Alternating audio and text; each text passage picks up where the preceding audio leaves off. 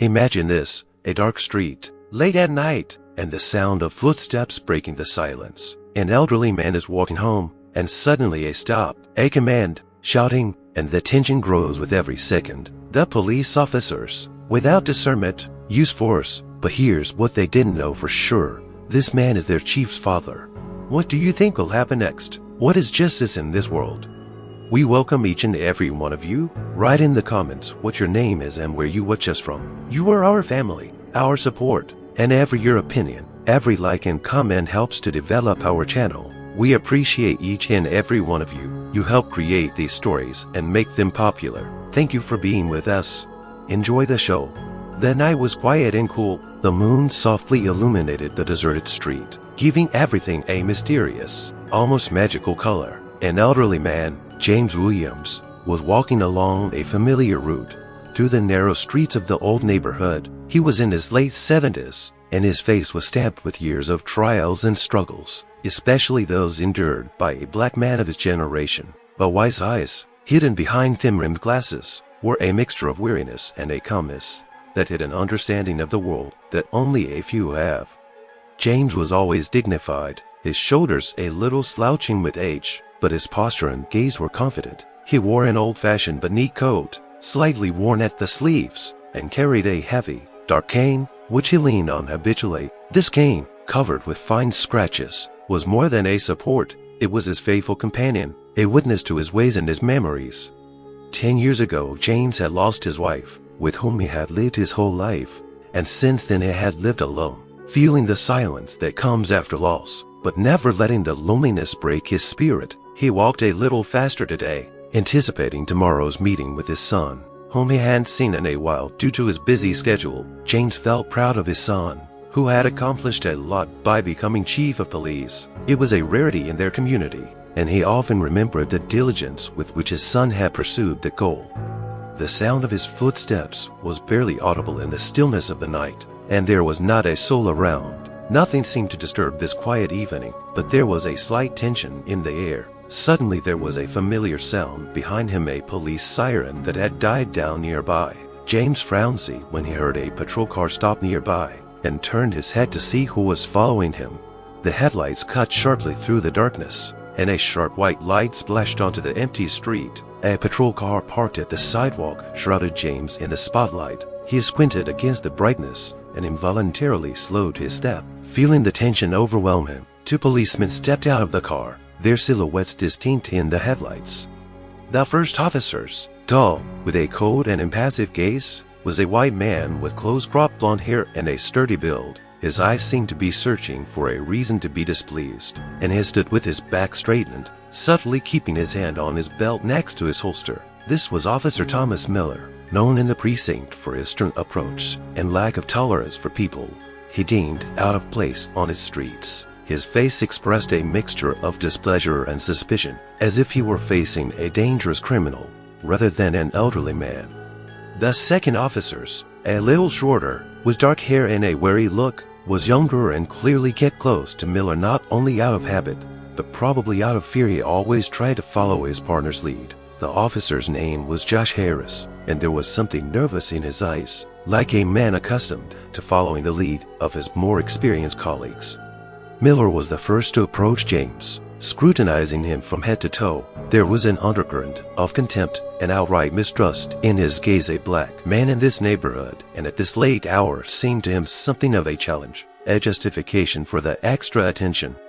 "Hey, old man, what are you doing here?" Miller started, his voice sounding harsh, almost like an order. "You got an ID?" James flinched slightly, but sighed, keeping his composure. He knew that even the slightest shadow of aggression could play against him in this situation. Trying not to lose his dignity, he nodded and began fumbling in his coat pockets for his ID. "Of course, officers, I'm just going home," James replied calmly, trying not to be provocative. Miller squinted his eyes as he watched James search for his wallet. He exchanged a quick glance with Harris, and the latter crossed his arms over his chest as if in full support of his partner's actions. "What does that mean, coming home?" Miller said, as if James had said something suspicious. "Do you come here often?" The tone of his voice became more and more pointed, and James felt the tension building. He was her daddy, a man who had lived in this neighborhood most of his life, had to justify himself, as if he were guilty of the mere fact of his existence. "Yes, I've lived here for over 40 years, he replied, trying to speak as calmly as before. But Miller only grinned, his face growing even more contemptuous. Without waiting for James to get the documents, he grabbed the man's hand sharply, snatching his wallet, nearly knocking it out of his fingers. "Too slow, man, got something to hide." Miller took a step closer, as if to emphasize his superiority. Harris stayed a little to the side, but tensely observed what was going on, trying not to draw too much attention to himself, but not hindering his partner's actions. He knew that at some point he would have to support him if the situation became more tense. James felt his heart race. He saw that soulless, cold power in Miller's eyes, and realized that his age, his calmness, or even his apparent harmlessness meant nothing in the eyes of this policeman. Miller stood in front of James, holding his wallet in his hands and eyeing his driver's license with disdain. He flipped through it almost lazily, as if searching for some clue that might justify his suspicions. His gaze was heavy, cold, and unconcealed distrust. "James Williams," he said with deliberate slowness, as if the name itself sounded suspicious. "What do you think you're doing here, Williams? Isn't it a little late for you?" "Like I said, I'm just coming home," James replied demurely, feeling the growing irritation he was trying to suppress. Miller chuckled and nodded to Harris, who was still standing off to the side, watching with a slight tension on his face. Officer Harris stepped a little closer, arms folded across his chest and frowning as if he'd just seen something wrong. "Going home, you say?" Harris repeated, as if testing James's words against his weight. "Why the urgency? It's not the quietest street, you know, especially for someone like you." There was a hint in Harris's voice that was hard not to pick up on. James knew what the words meant. People like you. His skin color was reason enough for them to be suspicious, and this whole interrogation from the beginning was not about what he was doing, but who he was. "Are you aware that we've had several robberies here this week?" Miller added, eyeing James from head to toe with cold derision, as if he were not a harmless older man, but a potential criminal. "It's a strange coincidence, don't you think? An elderly man in a place like this, at a time like this?" James felt his hands tense involuntarily. He was being pushed again for an answer that didn't seem to matter, since the police had already drawn their conclusions. "Look," he began calmly but firmly, "I've lived here for 40 years, and nothing like this has ever happened to me. I'm just coming home." But Miller interrupted him without letting him finish his sentence. "For decades, you say? It doesn't look like you're just coming home here." Miller leaned closer to him, his gaze cold and hard. "You got anything illegal on you? Weapons? Drugs?" "What?" James couldn't hide his surprise. "Do I look like someone who carries something like that?" "I don't know, buddy. You tell me." Miller's voice was deceptively gentle, almost mocking, as if he knew something James didn't. "Or do you think we just stopped you for no reason?" James didn't have time to respond before Harris connected as well. "You're too cocky for someone who's just going home. Did you ever think that someone like you could make a mess of things when no one's looking?"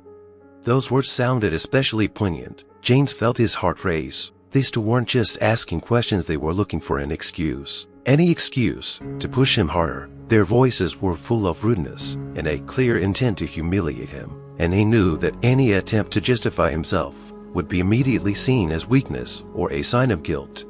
"My stuff is clean," he replied calmly, trying to maintain his dignity, "and I'm not going to make excuses for going home." But Miller grinned, glancing over at Harris. There was something almost anticipatory in that look, as if they were not an old man, but some suspect they had to break. James stood there, trying to keep his composure, but he knew that words would not help. He saw something more than mistrust in the eyes of the cops, something more anticipation, a readiness for aggression, and now it seemed to him that there was only one way out of this unpleasant encounter: to submit, to endure, and to hope that they would let him go. But Miller wasn't going to let him go so easily. With a smirk, he suddenly stepped forward and grabbed James' shoulder roughly, clenching his fingers so hard that he had to hold back a cry of pain. James felt a sharp pain pierce his shoulder, but it didn't allow himself any weakness, just pressed his lips together, holding back a groan. Miller leaned closer, his face almost close, and he reeked of contempt and gloating. "So, mister, Coming home, he hissed, squeezing his grip even tighter. How about you tell us the truth after all? James didn't have time to answer. At that moment, Harris, standing a little farther away, stepped forward, his face flashing in the headlights and striking James in the stomach. James buckled from the blow, the air leaving his lungs instantly, and he felt a sharp jolt of pain shoot through his entire body. He coughed, trying to regain his breath, but a second blow came immediately. Harris apparently no longer saw him as a man, but as a cluttered suspect. What are you hiding, old man? Harris said, watching with almost amusement as James tried to straighten up, holding his ribs. Miller grinned and turned James to face the hood of the patrol car. Without bothering to be nice, he put his hands behind his back, jerking them so sharply that James felt his joints pop. His cane fell to the ground, but he barely noticed it as pain spilled through his body, making his thoughts jumbled. His heart was pounding in his chest, and he realized he didn't have a chance to even try to resist. You have no right, James wheezed, unable to resist. He knew that resistance would only complicate the situation, but his dignity compelled him to say the words. The police were not impressed by his protest. However, look, we don't need your license, Miller said, pressing him even harder against the hood, and you should be thankful we didn't send you straight to jail. Harris, meanwhile, came around them from the other side and delivered another blow to James's side, causing him to bend and press himself against the cold metal of the car. James felt a trickle of blood slide down his face, and his head rumbled with pain and humiliation. His eyes blurred for a moment, but he forced himself to stay conscious, fighting the growing weakness. The policemen did not stop. Their blows were measured, as if practiced in advance, and each subsequent one was stronger than the previous one. They didn't pay attention to his age, didn't notice or didn't want to notice the fear and pain in his eyes. James gasped in pain and fear, pressed against the cold hood of the car, his arms twisted backward, barely able to keep up with the onslaught. Panic was engulfing him with every passing second. The feeling that his life was in danger, that no one would stop this nightmare, squeezed his chest, making his heart beat at a furious rate. Every blow was painful, but even worse was the threat that hung over him. The police were leaving him no chance, no room for explanation, as if he were not a human being but their prey. Please stop, I haven't done anything. A hoarse cry came out, but the words were cut short by a sharp jerk, as one of the policemen clamped down even harder on his arm.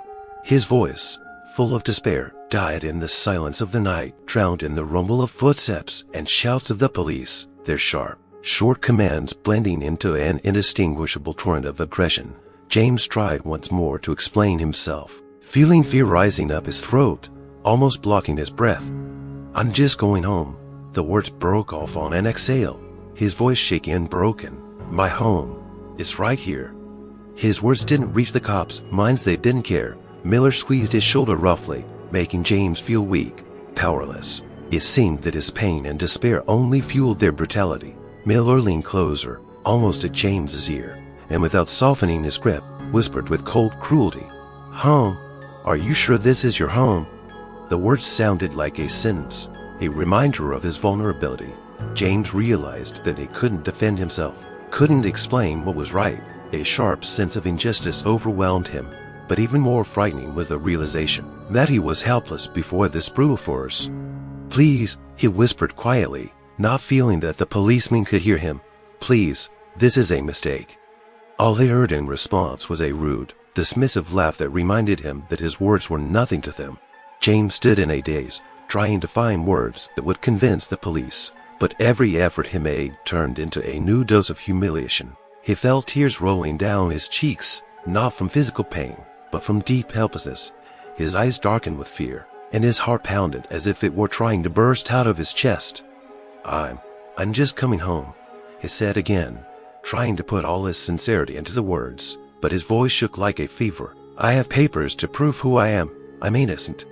But his words shattered against the walls of invisible indifference. Miller grinned again, eyeing James with a kind of schadenfreude, as if he were a comic figure on a stage, not an elderly man facing a terrible injustice. Papers? Miller asked, emphasizing each word as if it were something funny, as if your age and skin color meant anything in this situation. You think you can just convince us like that, old man? Tears were building up in James's eyes like a curse, but he gritted his teeth, not wanting to show his vulnerability. He could see onlookers gathering in the back. A few people had come out, but no one dared to intervene. Each of them knew that he didn't stand a chance in such a confrontation. The crowd around him only made him feel more alone. "You don't understand," he said, trying to stifle his fear. "I am a citizen. I respect the law. I have a family, a son. He's a police officer." Miller leaned closer, looking James in the eye with such hatred that he felt a chill run down his spine. It was a terrible humiliation to feel helpless in front of a man who thought himself superior to him. "Some son of yours out there," Miller said, a sneer in his voice. "Maybe you just think it'll give you an advantage. It won't. We got our own game here, man." Every word the policeman said was like a knife to the heart. James knew he couldn't prove anything. Not a single piece of evidence would stand up to him. His age, his skin color, his vulnerability, all of it only added weight to the scales of injustice. Every time he tried to explain himself, he was interrupted, not given a chance to finish his thought. "It's a mistake to think like you do," Harris said with a bitter chuckle. "You ain't here to teach us, old man. You were just passing through while we were doing business." James realized that he was being humiliated not only physically but also morally.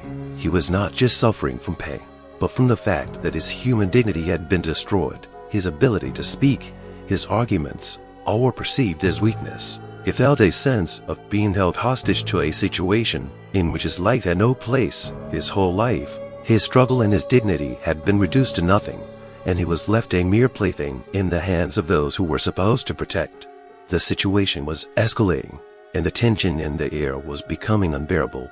The policemen, feeling their power, began to make sarcastic remarks that only made James worse. Miller and Harris looked at each other, a grin on their faces, as if they found amusement in his suffering.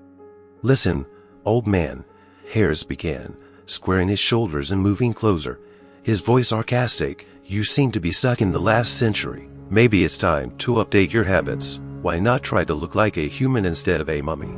James felt a wave of anger and humiliation run through his body. The words were like blows, and each taunt dealt a new blow to his dignity. He couldn't let himself lose control, but fear and rage mixed inside him, creating a storm of emotions. "Come on, tell us how you got to be so old," Miller said, his voice as cheerful as a schoolboy laughing at a victim. "You must have a secret to surviving at that age without losing your mind. Or were you just too old to notice that time was running out?" James felt his heart sink with anger, but at the same time he realized his helplessness. The two policemen were enjoying every minute of his suffering, and their taunts were becoming more and more subtle and cruel. They left him no chance to speak his truth, their sarcasm preventing him from escaping the trap. "Do you think anyone here feels sorry for you?" Harris asked, leaning closer, as if trying to look into his soul. "You're just a worthless old man who can't even stand up for himself. That's why people like you are always on our radar." Every word was eating him up from the inside out. James, who had always prided himself on his resilience, felt an emptiness forming in his chest. It wasn't just physical pain, but deep humiliation. He wanted to scream that he was still human, that he was no less valuable than they were, but his voice, as usual, trailed off into the void. "Maybe you should stay home more often, instead of wandering the streets at that age," Miller added with a grin. "I wouldn't take any chances if I were you. Life can teach you a lot of things, but it looks like you haven't been paying attention to your lessons." Those words weren't just taunts, they were like a stigma that put James on a lower level. The cops weren't just destroying him physically, they were destroying him mentally. Every laugh, every taunt was like nails driven into his mind, and he realized that this night would not just be a physical challenge, but an attempt to maintain some shred of dignity amidst the brutality. No words could convey the depth of his suffering, and despite his best efforts, he could feel the hope draining out of him as they ruthlessly trampled everything he had ever known about himself, about respect and human dignity. While James was trying to cope with the humiliation and grief, suddenly one of the policemen, Harris, pulled out his phone and started filming what was happening. The smile flashing across his face was reminiscent of a predator that had found his prey. He held the phone out on his outstretched arm, pointing the camera directly at James. "Oh, watch between the hood of the car and the cops. couldn't escape this audience. "Hey, old man," he shouted, flirting with the camera. "Cly, we're doing a report on how some people can't behave on the street. You don't mind, do you?"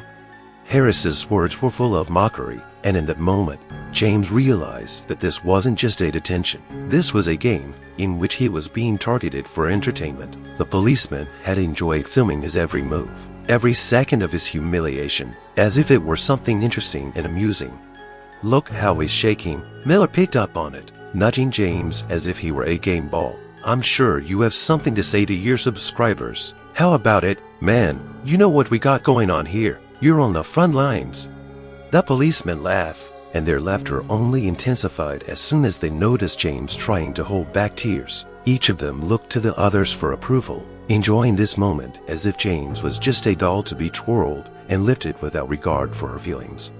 "This is what you look like when you try to justify yourself," Harris said, pointing at the phone screen. "I'm sure this will be popular. You might even become an internet star." "Old man." James realized that this was not just humiliation, but a demonstration of the power they had over him. It was as if it had become part of some show he didn't want to be a spectator of. His suffering was on display, and his dignity was on display like a trophy they proudly displayed to their colleagues. "Look at him," Miller shouted again, paving the way for more violence. Amen on his last breath. "How would you feel in a row with people looking at you like you're just plain old junk?" The cops were enjoying their power and taking pleasure in the humiliation, not realizing, or perhaps simply ignoring, that the man in front of them was a man with feelings and a history. James tried to fight the rage that was tearing him up from the inside out, while at the same time realizing that this moment would haunt him. This humiliating episode will remain in his memory as one of the worst, and Harris' camera will capture his downfall in eternity as a living reminder of how easily a man can be broken when you have power.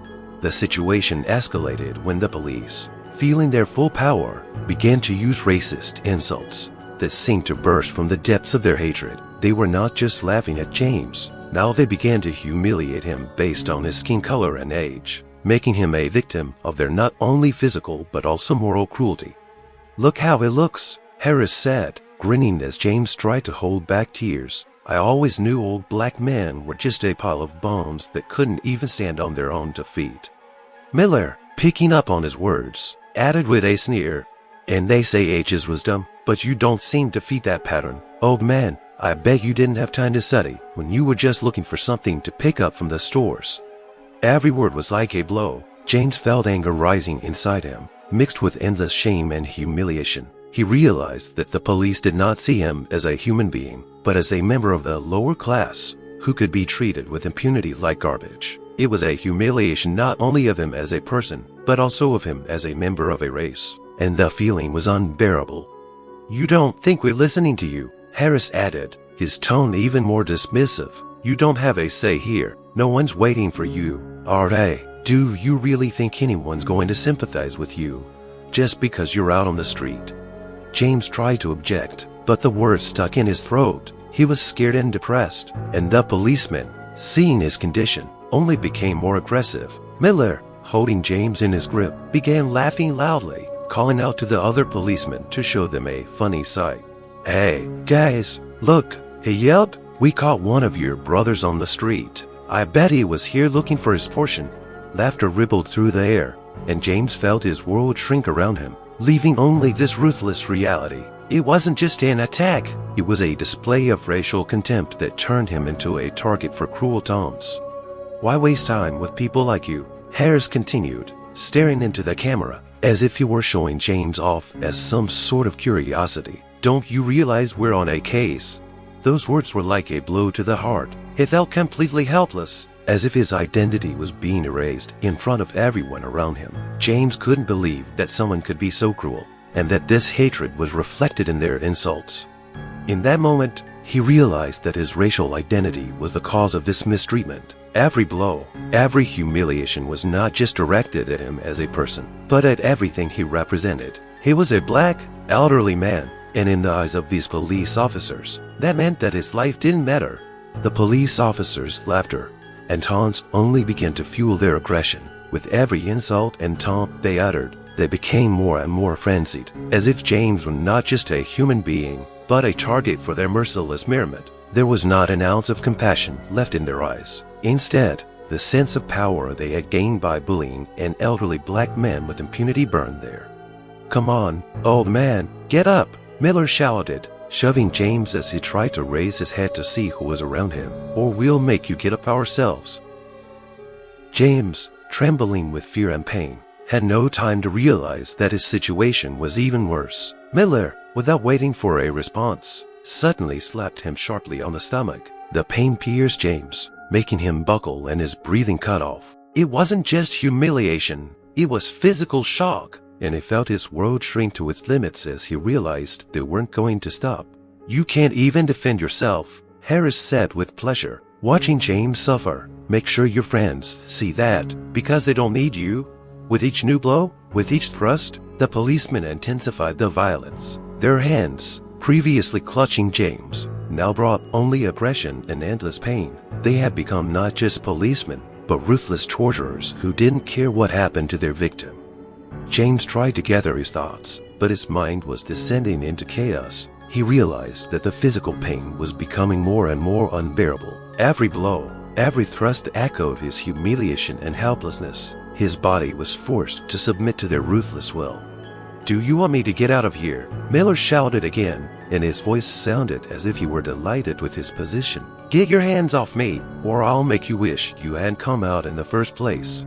The aggression of the policemen grew like an evil energy, and James felt his body begin to break under their violence. He became a target for their anger and hatred, and in that moment, it became clear to him that they were enjoying what they were doing. His suffering did not cause them pity. It became the source of their energy.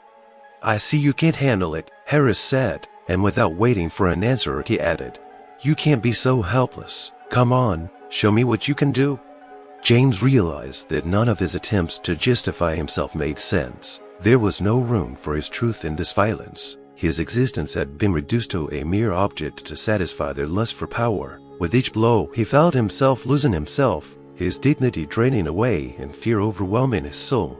Each blow, each insult destroyed James's hope of escape. He felt his strength leaving him, and at that moment, his instinct for self-preservation sharpened to the breaking point. His inner voice screamed at him to defend himself, but the reality around him was too cruel.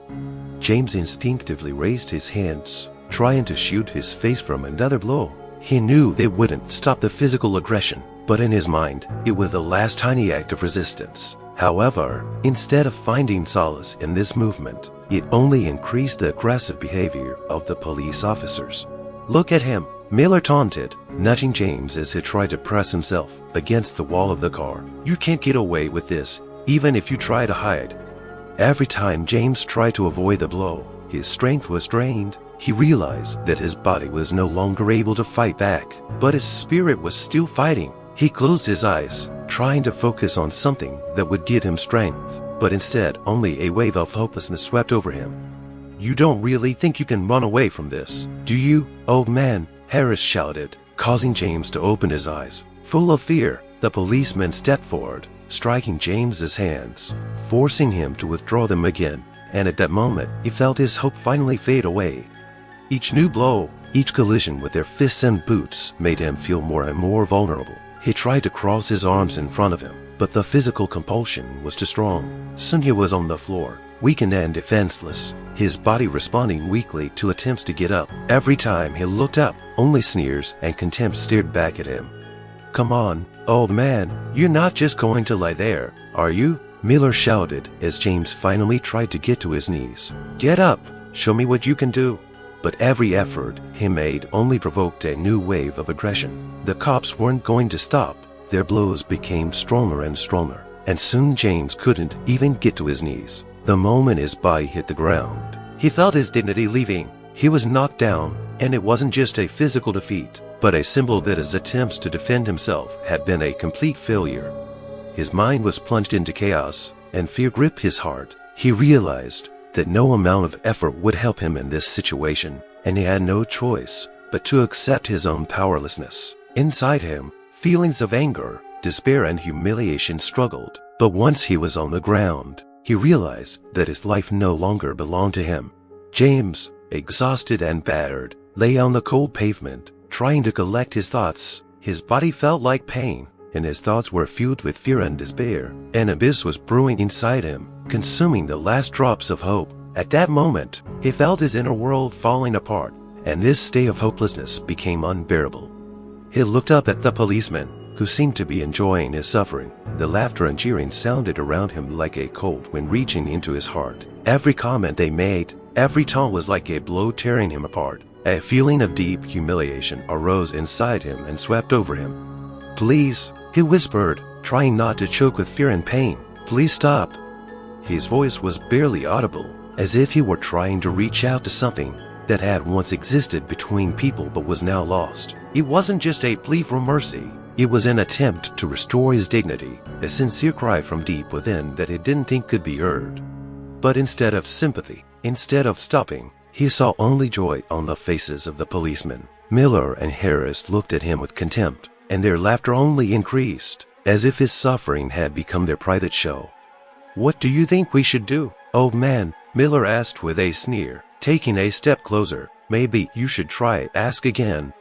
Those words pierced James. He knew that in that moment, he was not just an object of ridicule, but a symbol of how easily a man could be destroyed, stripped of his dignity. He felt the fear rising inside him, the anger that had once given him strength now only shrinking into a lump inside, causing him to feel helpless. "I didn't do anything," he said again, trying to put all his emotion, all his anguish, into those words. "I'm just going home."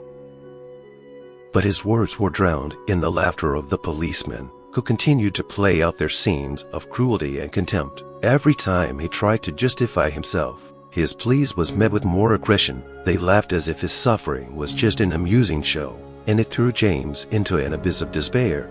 At that moment he realized that his pleas for mercy would not change the situation. He felt helpless before their cruelty, as if he were in a trap from which there was no escape. He knew that his life, his dignity, and even his self-respect had been trampled under the feet of those who were supposed to protect him.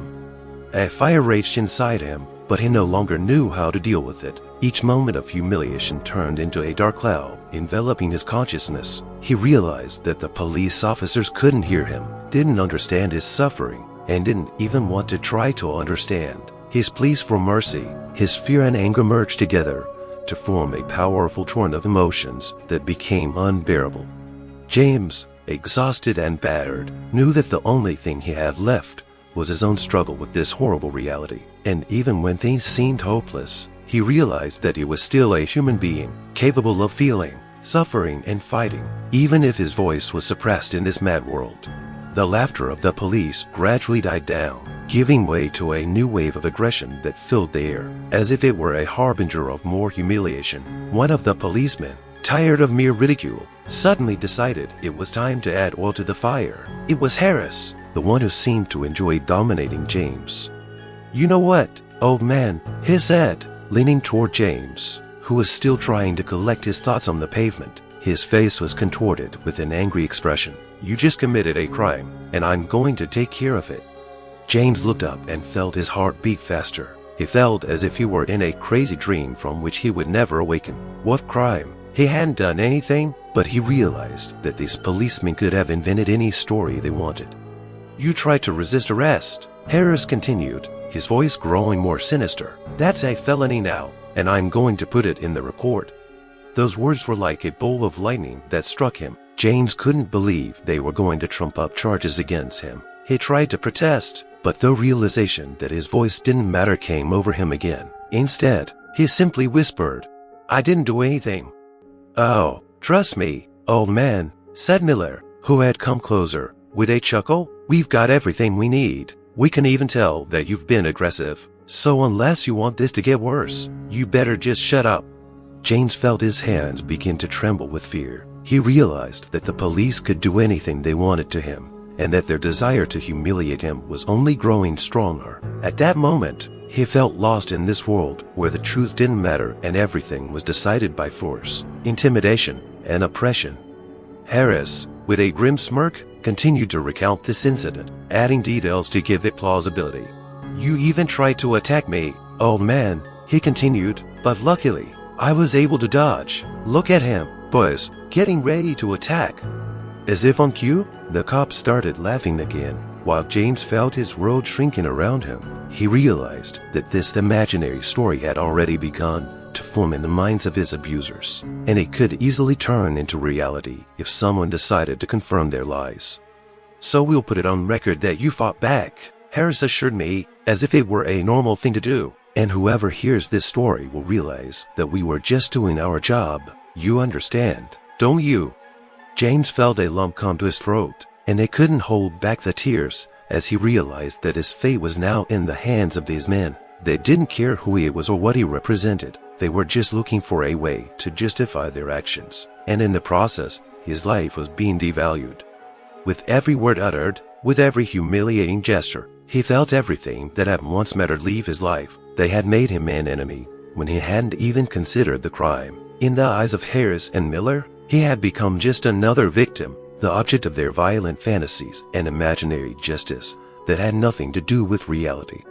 James knew that this accusation would be his curse, his burden to carry for the rest of his life, and that knowledge tormented him from the inside out. He could only pray that someone would see the truth before this imaginary story finally determined his fate.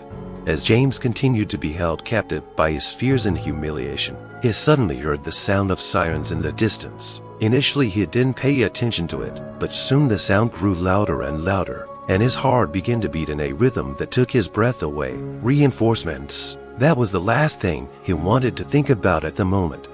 When the second carriage finally pulled up, he saw new police officers emerge from the vehicle, who seemed to be no less confident in their actions than their colleagues. These new faces carried with them an aura of power and smugness, unaware of the suffering James had already caused. The officers, looking like typical representatives of the law, clutched their batons in their hands and looked around with arrogant glances. Their confidence only added to the fear that gripped James. He felt his heart beating faster and faster. Not only his life, but his future depended on what happened next. "What's going on here?" shouted one of the new officers, tall and muscular, with an obviously pumped-up physique. His voice was loud and commanding, piercing the atmosphere of tension. Harris and Miller, seeing the reinforcements, exchanged glances of confidence and secret satisfaction for a moment. They knew that the incoming officers would be their allies in this madness, and that gave them strength. "That old man tried to fight back," Harris said with a grin, pointing to James, who continued to lie on the ground, exhausted and beaten. "We seem to have caught him in that." James felt his inner world crumble as he realized that now he didn't stand a chance. These new police officers probably wouldn't listen to his excuses. Their preconceived notions had already been formed. He had become a target for their hatred, and only now did he realize that all this chaos could become even more threatening. "Well, let's see," the new officer said, stepping closer to James. His voice was full of disdain, as if he were looking for an opportunity to get back at him. He looked like he didn't realize what he was in for. The other officers began to gather around, and James felt trapped. Their bodies, full of muscle and power, were closing off his escape route, his way out. He was surrounded not only physically, but mentally, and in that moment, he felt that perhaps he was now just a lonely old man with nowhere to run. Each new policeman who approached him brought new waves of fear. He realized that these men were not here to help. They were here to support their colleagues and possibly add more violence to the situation. Their presence meant that James was in an even more vulnerable position, where his words would not be heard and his suffering would only be a source of entertainment for their evil jokes. "It's good to have you guys here," Miller said, looking approvingly at the reinforcements. "We're having fun with this old man. We ought to slap him goodbye." Laughter filled the air again, and James felt his inner world cracking at the seams. His situation had become not only a physical struggle for survival, but also an emotional victory, as he tried to find a shred of hope in this endless madness. But as reinforcements arrived, he realized that every second stretched into eternity, and every new blow could be his last.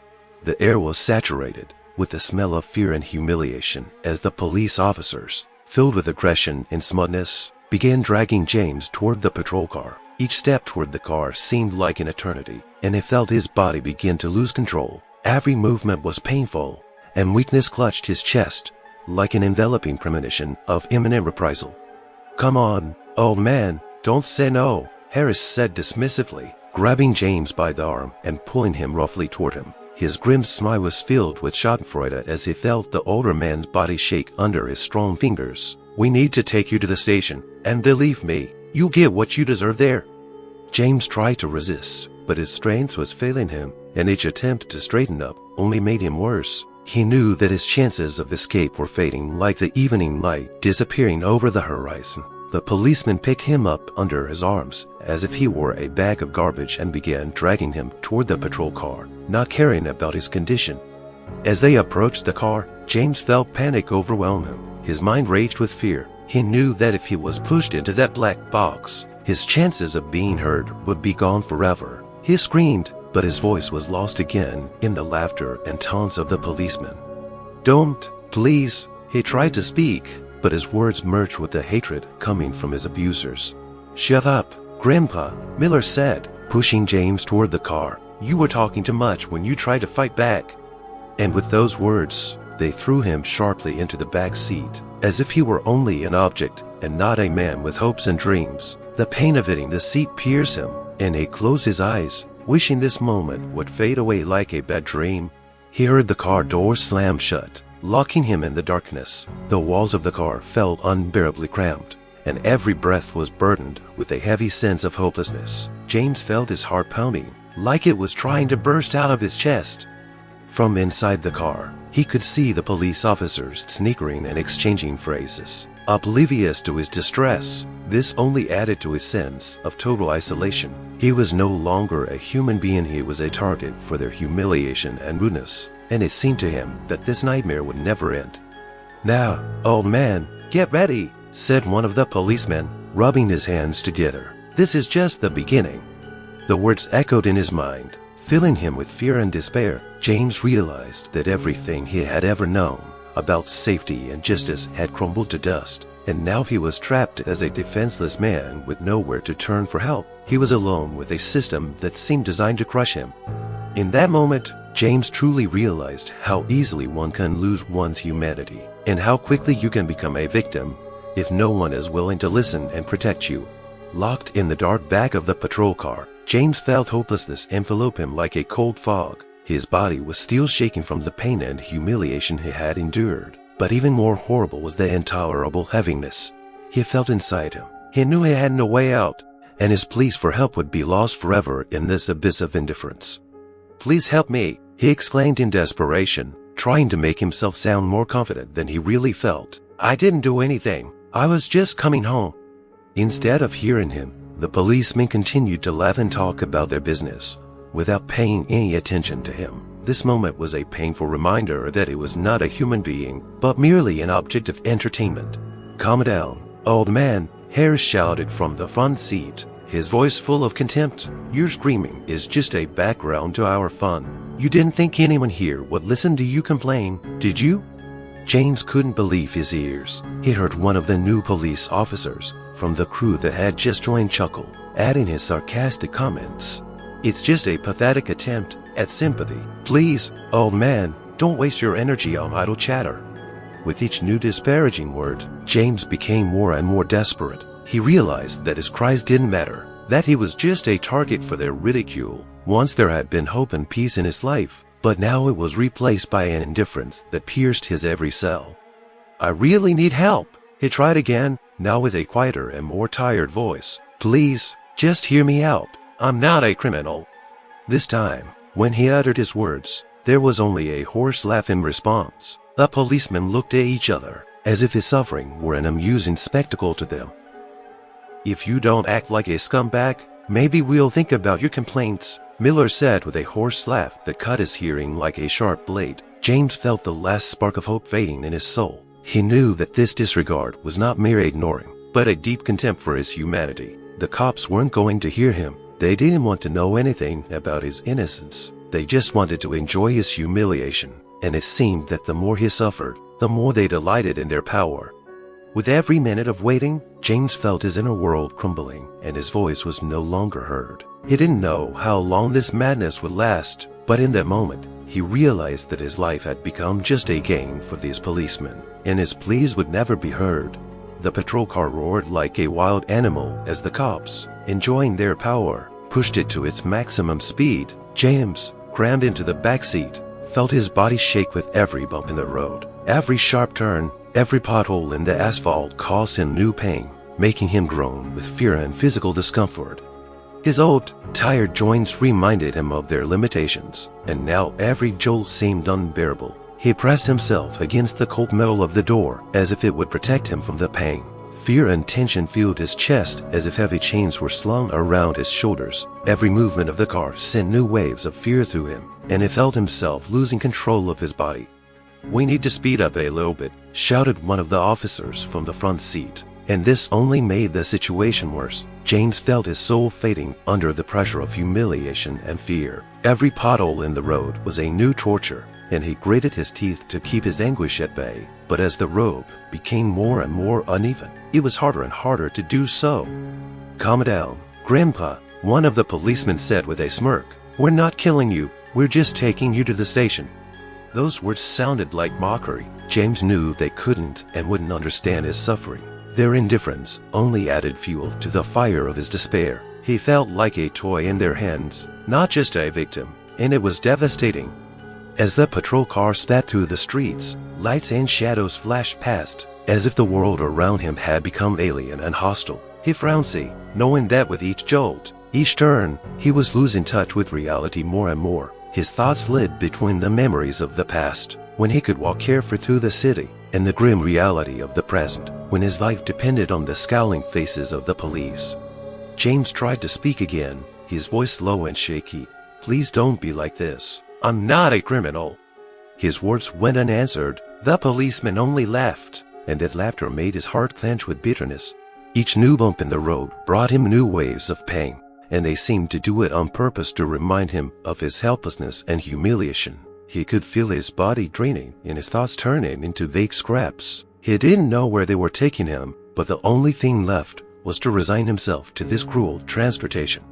With each jolt, he realized that his life had entered a new, dark phase. He had become a victim of a system that was supposed to protect people, but instead had deceived him, turning him into an object of ridicule and humiliation. His eyes grew darker and darker, and he realized more and more that every minute spent in that machine was a test of endurance and shame that only a man who had lost hope for justice could endure. When the patrol car finally stopped at the entrance to the station, James felt his heart pounding in his chest. But it wasn't just pain anymore. It was fear and a complete lack of understanding of what was going to happen next. The cops, laughing and talking, began to pull him out of the car, ignoring his condition. As soon as he was carried into the street and pushed to the side, he heard one of the officers, who had just taken the place of the duty officer, speak. "Hey, who's this guy? We need to find out who we're dealing with." The officers on duty on the shift started looking through the paperwork, and the moment he saw James' name on that card, his face went pale. A thought flashed through his mind. "No way." "Wait," said the duty officers, looking up at the other policeman. That's our chief's father."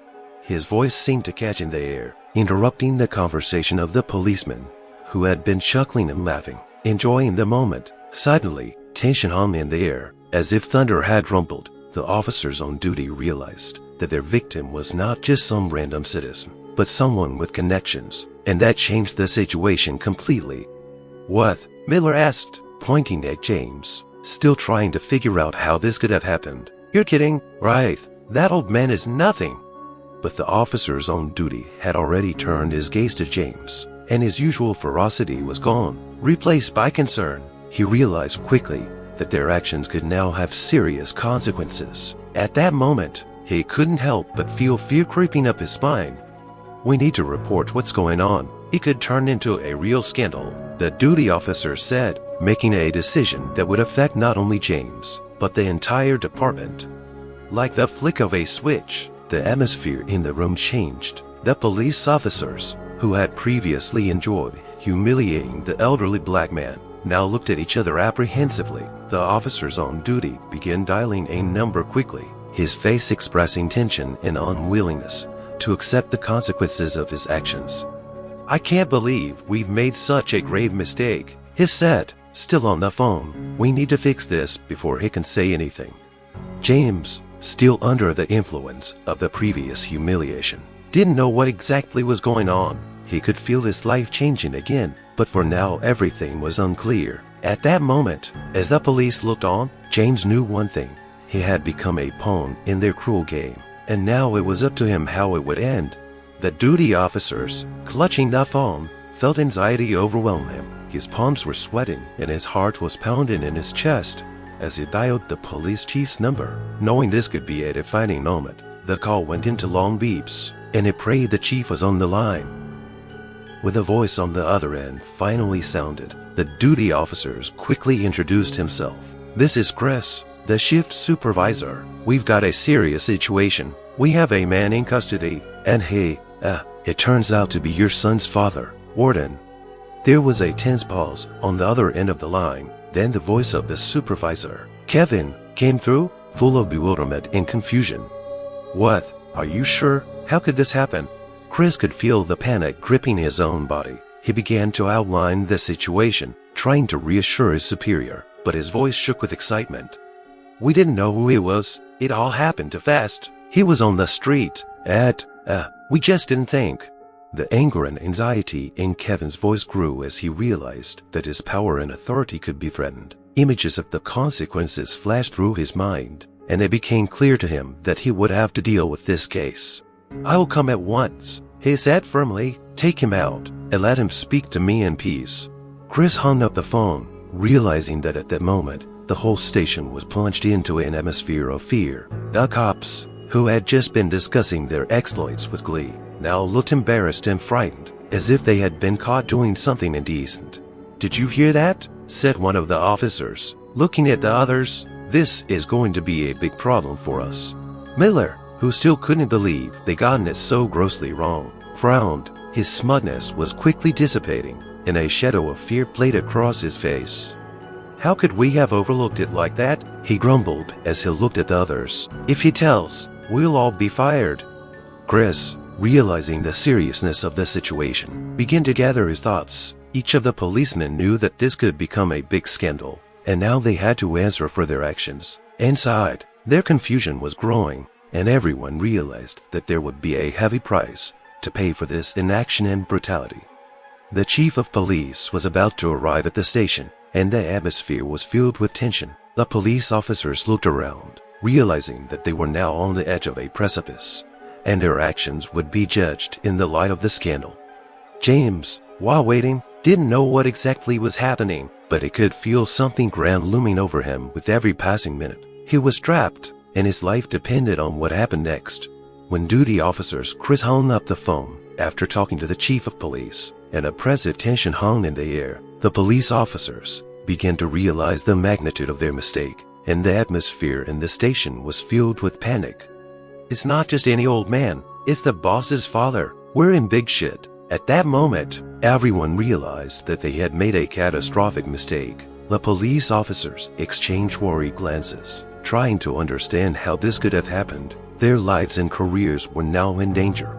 "What do we do now?" one of the newcomers whispered, his voice trembling with fear. "We beat him up. It's going to be a national scandal."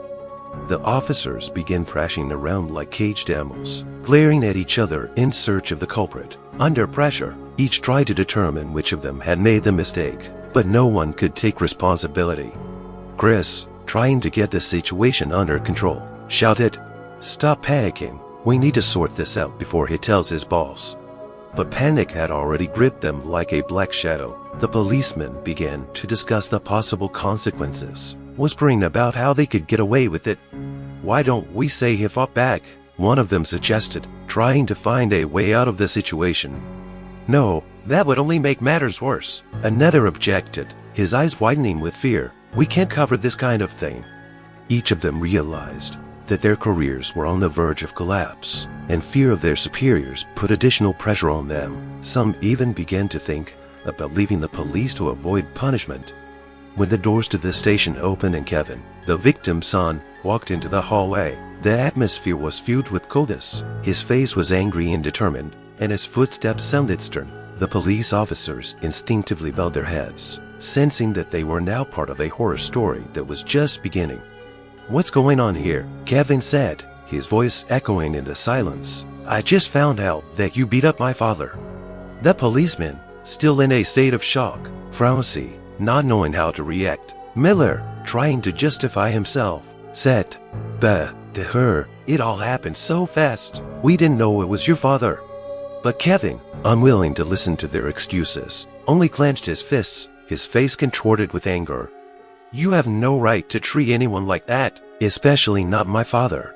His words were full of rage and pain, and the police officers realized that they were now a target not only for their superiors, but also for the victim's son, who was ready to defend his family's honor.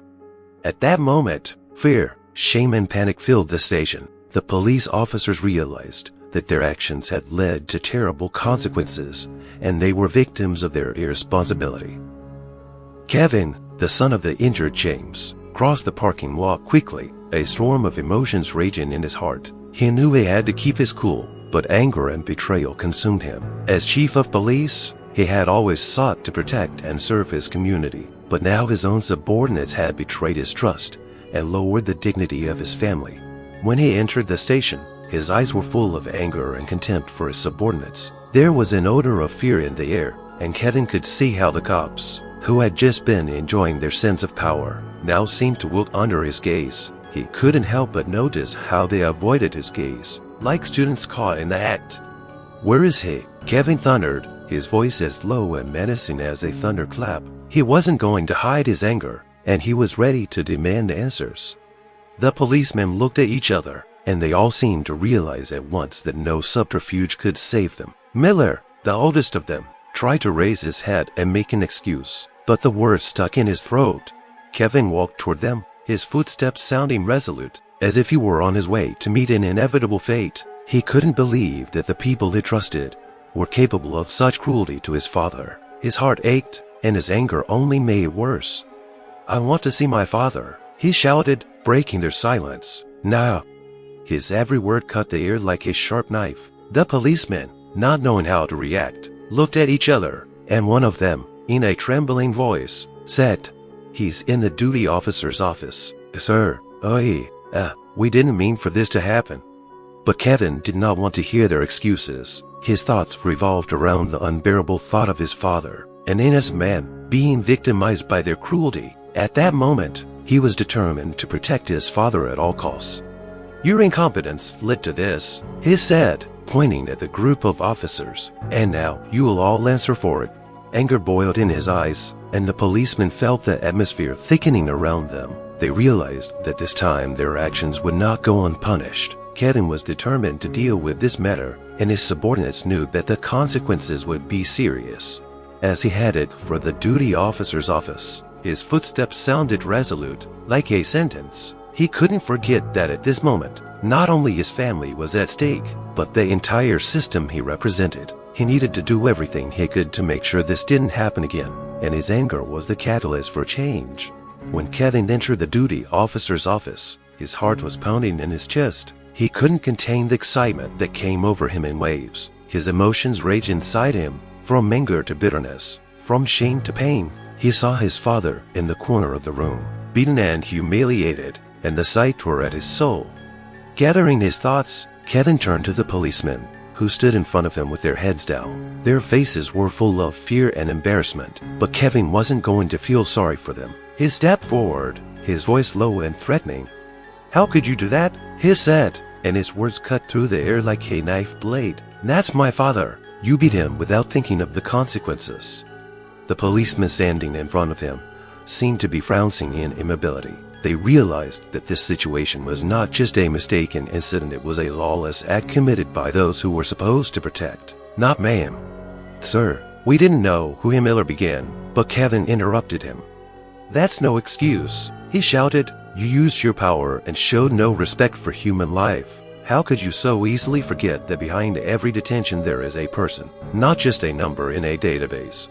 Anger filled Kevin, and he felt his voice rising as he continued to speak. The policemen, still with their heads down, tried to avoid his gaze. They knew that making excuses wouldn't help, and it only added to their shame.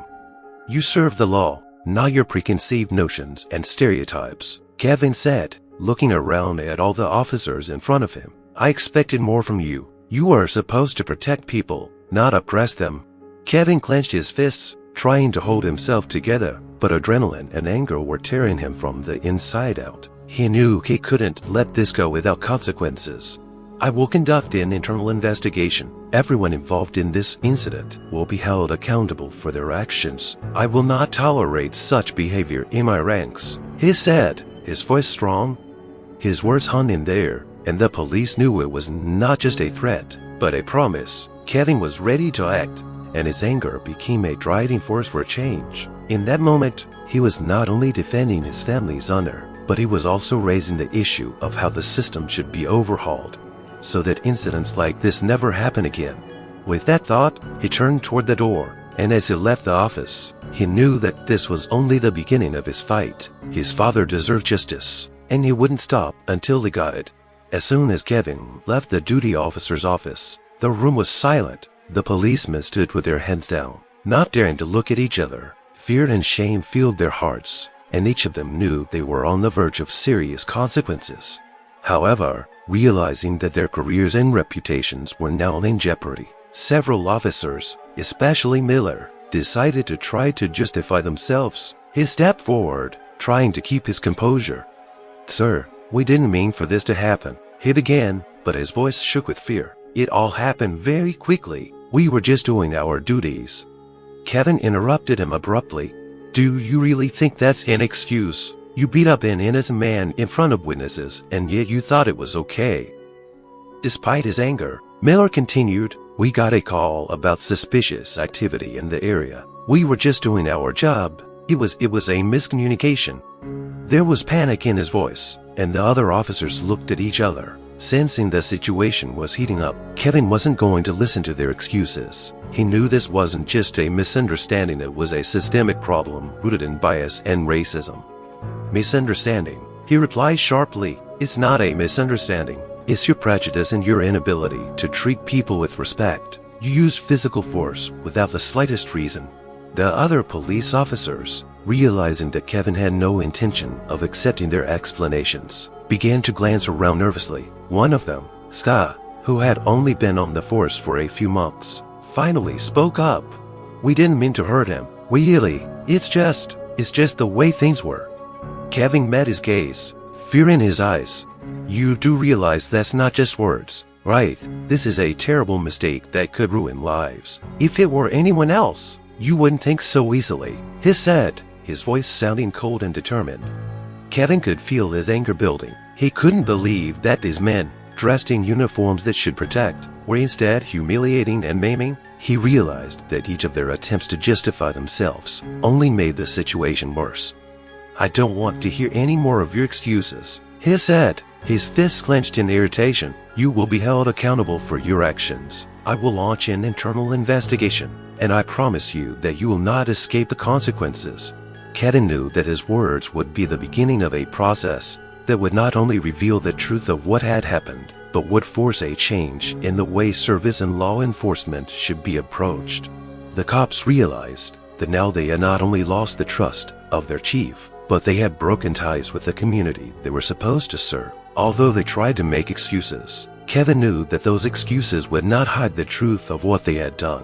Kevin, gathering his thoughts, decided that the time to make a decision was now. He knew that it would not just be a decision, but an important step towards restoring confidence in the police and in justice. He needed to show everyone that such actions could not go unpunished and that the system he was leading had to be based on respect and responsibility. Gathering with the site leadership, he began with a brief introduction, full of determination and confidence. There was a tense air in the room, and those present knew they were in for a tough conversation. "I have gathered you here to discuss the terrible incident that happened to my father," he began, looking each of his subordinates in the eye. "This is not just a question about his injuries. It's about how we, as officers of the law, treat our citizens." He continued, his voice growing more and more determined. "I conducted a thorough investigation. I have interviewed witnesses and reviewed all records. Your actions were reckless, unreasonable, and totally unacceptable. You turned your job into a weapon of violence and humiliation. This is unacceptable for anyone wearing a police uniform." Some of the police officers standing nearby began to glance around nervously, realizing that they were the ones in the middle of this storm. Kevin wasn't about to give up their chances of fixing the situation. On the basis of the evidence gathered, he continued, I am deciding on strict disciplinary measures. I will fire every one of you who is involved in this act of violence. These words hung in the air like a loud lightning strike. The policemen in the room reacted with shock and consternation. Miller, standing closest to Kevin, tried to object. To her, wait, we can't explain everything. It was just a misunderstanding. Kevin interrupted him, clenching his fists with rage. Misunderstanding? You killed my family and you killed all of our trust. You must answer for your actions. I will not tolerate this kind of behavior from my employees. The faces of the other officers reflected panic, and Kevin noticed some of them begin to press their lips together in shame. He knew it was necessary. These actions not only went against everything he taught, but they undermined the very essence of the service. You've not only set yourself up, but the entire police force. I can't let your incompetence ruin the reputation we're trying to rebuild. With each word he spoke, shame, judgment, and fear permeated the air. Kevin raised his hand, ordering silence. Dismissal is effective immediately. I will personally report your actions to your supervisor and how you have humiliated not only your coworker, but also the people we are supposed to serve. These words were spoken with such determination that they left no doubt. The police officers, realizing the seriousness of the situation, began to leave the office little by little, each of them realizing that his actions would not remain without consequences. Kevin felt a weight on his shoulders, but he knew that this was the only way to restore justice. Each step in that direction strengthened his resolve to continue fighting to change a system that had long needed updating. The dismissal was the beginning of a new phase in the lives of each of the police officers. At the center of the scandal, for them, it was not just the end of their careers, it was the complete destruction of their former lives, which was the result of one terrible mistake. Miller, who was once one of the most promising officers in the precinct, now stood before closed doors of opportunity. His pride, once based on service to the law, was gone. He experienced an acute sense of shame when his coworkers and fellow officers learned of what he had done. It was said that he was the only one who tried to justify himself, but could not hide his inaction when the violence occurred. Scott, the youngest of them all, faced a storm of negative emotions. He knew that his actions, though not as pronounced, had led to a terrible incident. Not only had determination robbed him of his dreams of serving on the police force, but it also raised questions about his character. He struggled to find comfort among his friends, who now looked at him with distrust and judgment. Other police officers have also felt the consequences. Their families and friends distanced themselves from them, ashamed of associations with such actions. The life they once knew became a nightmare. They could not find work, and many of them sank into depression. The gaze of society became a constant reminder to them of what had happened.